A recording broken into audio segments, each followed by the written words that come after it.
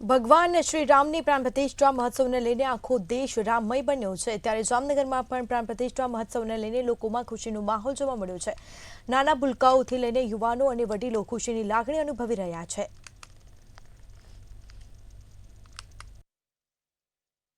जी जे प्रमाणे अयोध्या में राम मंदिर ने प्राण प्रतिष्ठा थवा जई रही है त्यारे जामनगर ની અંદર પણ જે એક રામ જન્મભૂમિ જેવો એક માહોલ છવાઈ ગયો છે ને ઠેર ઠેર રામ મંદિરની જગ્યા અને સિટીમાં ગ્રામ્ય વિસ્તારમાં પણ જે રામ નામની ધૂન ચાલી રહી છે। છેલ્લા 5 દિવસે અલગ અલગ જગ્યાએ ઉત્સવ ઉજવાઈ રહ્યા છે। ખાસ કરીને જામનગર વાસીઓ છે તો જામનગર વાસીઓને જ આપણે ખાસ કરીને પૂછીએ કે જે પ્રમાણે રામ જે અયોધ્યામાં પ્રાણ પ્રતિષ્ઠા થવાની છે તે પ્રમાણે ખુશીનો માહોલ છે શું કહે છે જામનગર વાસીઓ તેની ખાસ સાથે કરીને વાત કરીએ।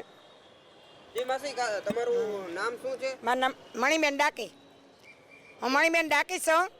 હું આ વિતરણમાં જોડાણી છું। મારે હાટકેસર સોસાયટી રામ મંદિરનું સોસાયટી આવી છે મારે।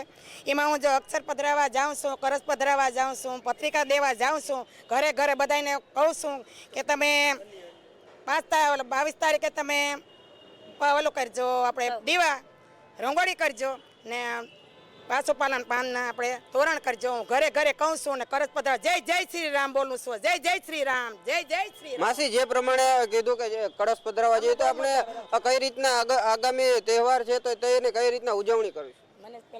કળશમાં અમે બધા હારે જતા, હારે આવતા। પટેલ કોલોની 6 નંબર, શાંતિનગર, નવા ગામ ખેડ, નિર્મળાબેન પ્રદીપભાઈ તન્ના સાથે અન્ય મહિલા પણ જોડાઈ ગયા છે તો એની સાથે પણ ચર્ચા કરીએ કે જે પ્રમાણે જે રામ મંદિર છે અને જામનગરમાં કઈ રીતના એની ઉજવણી પણ કરાય છે।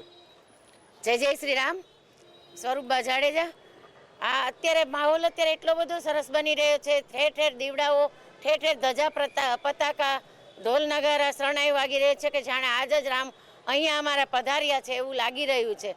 અને એમાંય અમારા અત્યારે 78 વિધાનસભાના એમએલએ રીવાબા જાડેજાને જ્યારે રામ મંદિર પુનઃ પ્રાણ પ્રતિષ્ઠા મહોત્સવમાં ત્યાં જવા માટેનું આમંત્રણ મળ્યું છે અને એને પ્રયાણ કરાવવા માટે અત્યારે અમારે બહુ સરસ માહોલ બની રહ્યો છે। જય જય શ્રી રામ। જે પ્રકારે જે મહિલાએ વાત કરી કે જે ધારાસભ્ય રીવાબા જાડેજા છે તેમને પણ આમંત્રણ મળ્યું છે અને જામનગરમાંથી ખાસ ગૌરવની વાત છે કે જે જામનગરમાં રવિન્દ્રસિંહ જાડેજા અને રીવાબા તેમના પત્ની છે તેમને આમંત્રણ મળ્યું છે અને જે અયોધ્યા ખાતે જે જવાના છે ત્યારે પણ અન્ય આપણી સાથે જોડાયેલા છે તેમની સાથે વાત પણ કરીએ। જય સિયારામ। મારું નામ દીપકભાઈ વાછેરી, વોર્ડ નંબર 5 પ્રમુખ છું। આજે એવો માહોલ છે કે અહીંયા અયોધ્યા દેખાય અમને। અને આજે 16 તારીખથી દરરોજ મંદિર સાફ કરવામાં આવે છે અને દરરોજ રામધૂન મંદિરમાં કરીએ છીએ। અને રીવાબા જાડેજાને રવિન્દ્રસિંહ જાડેજાને જે આમંત્રણ મળ્યું એમાં જામનગર અતિ ખુશ થયું છે અને બેને આમંત્રણ મળ્યું એ બધા અમે બધાનો આભાર માનીએ છીએ। રવિન્દ્રસિંહ જાડેજાને બેનને મળ્યું એમાં જે પ્રકારે તમે 22 તારીખે કઈ રીતના ઉજવણી કરવાના છો અને કયા કાર્યક્રમો છે? 22 તારીખે લગભગ જામનગર સિટીમાં જેટલા મંદિર છે એમાં ટોટલી જગ્યાએ શ્રીરામની ધૂન બોલાવવાની છે। ત્યાં દીવા પ્રગટાવવાની છે, દિવાળી જેવો માહોલ કરવાના છે અને અમુક જગ્યાએ તો બધા જમણવાર પણ કરે છે।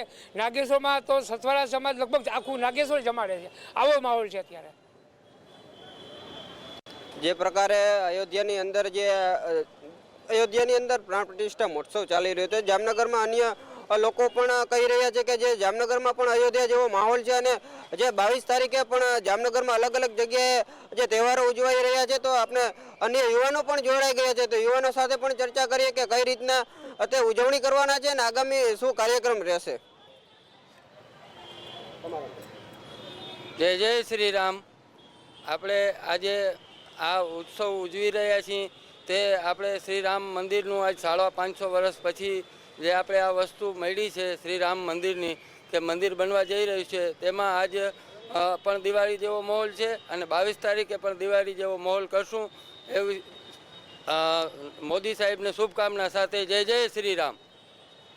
જી ચોક્કસ પ્રમાણે જે વાત કરી કે જે જામનગરમાં દિવાળી જેવો માહોલ છે અને અયોધ્યામાં પણ આ જ રીતના માહોલ છેલ્લા 5 દિવસથી ઉજવાઈ રહ્યો છે અને ખાસ કરીને જે અયોધ્યામાં રામ મંદિરમાં જે પીએમ મોદી સાહેબ છે તે પણ ઉપસ્થિત રહેવાના છે અને સુરક્ષા સાથે પણ જે અલગ અલગ વ્યવસ્થા ગોઠવવામાં આવી છે તો ખાસ કરીને જે આપણે મહિલા છે તેમની સાથે પણ વાત કરીએ કે શું આગામી કાર્યક્રમ રહેશે।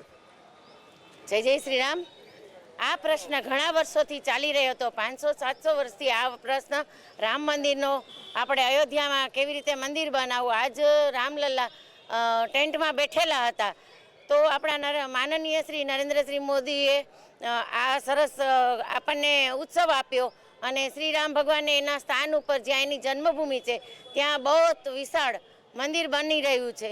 એ બધું આભારી મોદી સાહેબના લીધે છે. વર્ષો વીતી ગયા, માણો લોહીની નદીઓ વહી, ખૂબ ખૂન ખરાબા થયા, પણ છતાં આપણે કોઈ કાંઈ બીજી સરકારે જે વિરોધ પક્ષ છે એ કોઈ કંઈ કરી શકી નહીં. જ્યારે ભાજપના આપણા શ્રી માનનીય નરેન્દ્રભાઈ મોદી બહુ જ સરસ કાર્ય કરી અને આજે આપણા ઓલ ઇન્ડિયા અને વિશ્વ લેવલે એક સરસ એક નામના આપીએ જે આપણી ઓલામાં નોંધ લેવાશે.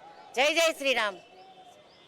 જે પ્રકારે અલગ અલગ એરિયા અને જામનગરના ગ્રામ્ય વિસ્તારોમાં પણ આવો એક અલગ અલગ કાર્યક્રમો થતા હોય છે. અને જામનગર જિલ્લાને અને સૌરાષ્ટ્ર ગ્રામ્ય વિસ્તારમાં પણ છેલ્લા ઘણા સમયથી જે રામ મંદિરો છે તેમની સાફ સફાઈ પણ થઈ અને અલગ અલગ મંદિરોની પણ સાફ સફાઈ કરવામાં આવે છે અને રામ ઉત્સવ પણ ઉજવવામાં આવે છે. સાગર સંઘાણી, મંતવ્ય ન્યૂઝ, જામનગર.